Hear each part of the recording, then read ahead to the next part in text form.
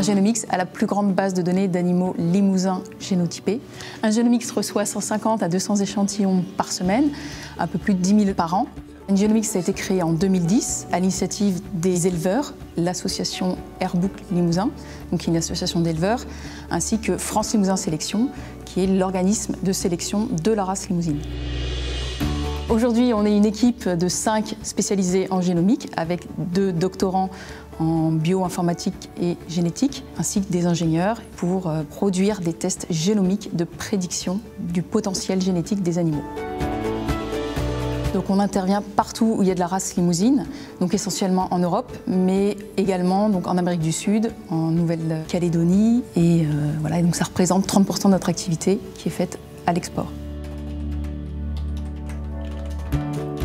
Par exemple, sur un cheptel, d'où l'intérêt est d'avoir très tôt, dès leur naissance, une connaissance de leur valeur génétique et donc de pouvoir sélectionner le meilleur reproducteur, celui qui correspondra aux besoins de l'éleveur. Il est le premier à connaître son cheptel.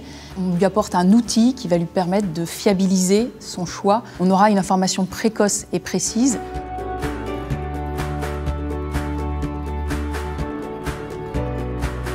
On a une activité bovine avec 90 mères vaches allaitantes. C'est des animaux qui sont nés sur notre exploitation.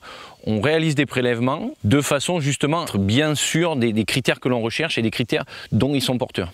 On arrive à sortir des animaux précoces avec des bons rendements en viande et ça c'est lié justement à ces critères de sélection depuis le plus jeune âge sur les génisses qui nous permettent aujourd'hui d'avoir de plus en plus de rentabilité sur nos exploitations. Je travaille au Airbook Limousin. Je me rends dans l'élevage de Jean-Charles Caillot pour le conseiller sur ses choix d'animaux, apporter un œil extérieur qui va lui servir de base pour trier notamment ses génisses de renouvellement. Le critère premier, c'est le tri morphologique avec le pointage. On a également, pour fiabiliser ce choix de génisses de renouvellement, le test Evalim, donc développé par Ingenomics. On évalue avec ce test pas moins de 12 caractères, sa morphologie dans son ensemble au travers du développement musculaire, du développement squelettique, le potentiel de croissance de l'animal, la finesse d'os également, la facilité de naissance. Avec ce test Evalim, on a la possibilité de connaître l'aptitude à l'allaitement de la génisse très jeune. Et ça, c'est un critère essentiel dans le choix des génisses de renouvellement. Pour moi, le test Evalim, c'est un outil d'avenir. J'utilise les services d'Ingenomics depuis 2012 et donc moi j'attache beaucoup d'importance à la sélection sur la voie femelle. Je trouve que le prélèvement des poils et l'analyse des caractéristiques génétiques sur des caractères qui sont justement pas mesurables, à savoir l'aptitude au vélage, la qualité laitière, la facilité de naissance, ça donne des bonnes prédictions pour justement choisir les femelles qui ne sont pas forcément les plus belles, mais qui peuvent potentiellement être les meilleures.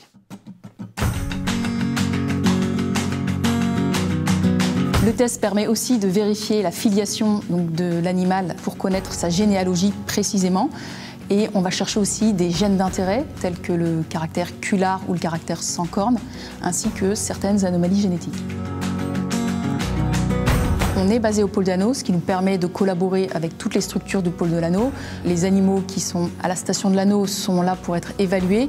Ils sont aussi à la base de programmes de recherche sur lesquels on collecte des données pour pouvoir faire de la sélection génomique.